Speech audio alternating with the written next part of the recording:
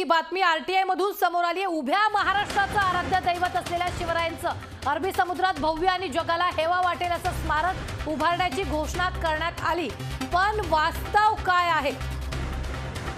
अरबी समुद्रातील शिवस्मारकाची अजून वीटही रचलेली नाही। स्मारकासाठी आतापर्यंत कोट्यावधीचा खर्च दाखवण्यात आलाय। आरटीआयच्या माध्यमातून हे समोर आलेलं आहे। ही माहिती आरटीआयच्या माध्यमातून समोर आलेली आहे। स्मारकासाठी 2014 ते 19 दरम्यान 25.73 कोटी रुपये खर्च झाल्याचं आरटीआयच्या माहितीतून समोर आलंय। फडणवीसांच्या काळात मोदींच्या हस्ते जलपूजन सुद्धा स्मारकाचा प्रस्तावित खर्च 2581 कोटींवरून 3643 कोटींवर पोहोचलाय। नुसत्या सल्लागारांसाठी खर्च केले 16.60 कोटी रुपये। 3 वर्षापासून स्मारकाचं काम एकदम ठप्प झालेलं आहे। या संदर्भात आपल्या सोबत जोडले गेलेले आहेत आरटीआय कार्यकर्ते नितीन यादव। नितीनजी, खरं तर ही धक्कादायक माहिती समोर आलेली आहे। महाराष्ट्राच्या जनतेला हेवा वाटावी अशी बातमी आहे। नमस्कार। खरं म्हणजे आपण धक्कादायक म्हणताय, पण माझ्या मते ही खूपच क्लेशदायक आणि वाईट अशी बातमी आहे।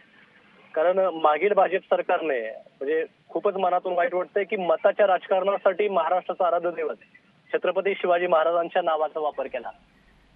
देशाचे पंतप्रधान माननीय नरेंद्रजी मोदी साहेब आणि फडणवीस जे देशाच्या राज्याचे तत्कालीन मुख्यमंत्री होते, यांच्या शुभ हस्ते खूप मोठा गाजावाजा करत त्यांनी अरबी समुद्रामध्ये शिवस्मारक उभारण्याचा निर्णय घेतला।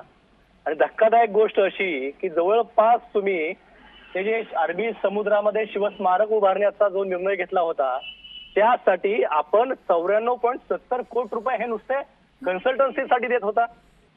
आणि त्याच्या खोलात जाऊन ज्या कन्सल्टन्सी कंपनीसाठी, इजिस इंडिया या कंपनीसाठी त्यांनी जे काम दिलं, ती इजिस इंडिया ही कंपनी कुठली आहे? इजिस इंडिया कंपनीच्या वरती जे काही लोक आहेत, त्यामध्ये काही लोक अपवादात्मक महाराष्ट्रातलं एखादं दुसरं नाव सोडलं तर हे बाहेरच्या राज्यातली किंवा बाहेरच्या देशातली हे लोक आहेत। म्हणजे तुम्ही महाराजांचं मताच्या राजकारणासाठी फक्त नीचपणाने वापर करता, ही खूप धक्कादायक अशी गोष्ट आहे। नितीनजी, मात्र हे कोणाच्या काळात झालंय? हे जे काही झालेलं आहे आतापर्यंत एकही वीट रचली गेलेली नाही, मात्र खर्च तर एवढा मोठ्या प्रमाणात दाखवण्यात आलाय। मी मगाशी म्हटलं की याचं जे उद्घाटन झालं ते देशाचे पंतप्रधान माननीय मोदी साहेबांच्या हस्ते झालं।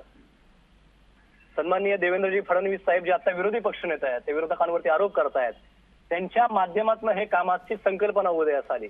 आणि हे सगळे गोष्टी होत असताना तुम्ही साधारणतः जे काम 2581 कोटी रुपयाला प्रस्तावित केलं होतं, त्या कामाला तुम्ही नंतर सुधारित प्रशासकीय मान्यता देत 3643 कोटी रुपये म्हणजे जवळपास 1062 कोटी रुपये वाढवताय। आणि आज जर पाहिलं तर तिथं साधी एकही वीट रचली गेली नाही। आणि त्या कामामध्ये त्या कंत्राटदाराच्या त्या कामासाठी जी सल्लागार कंपनी आहे, तिला तुम्ही 1660 लाख रुपये म्हणजे जवळपास 116 कोटी रुपये देता।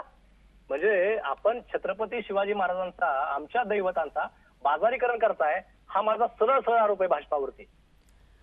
कामासाठी सल्लागार म्हणून जे लोक आणले त्यांच्यावर इतका खर्च झालाय का नितीनजी?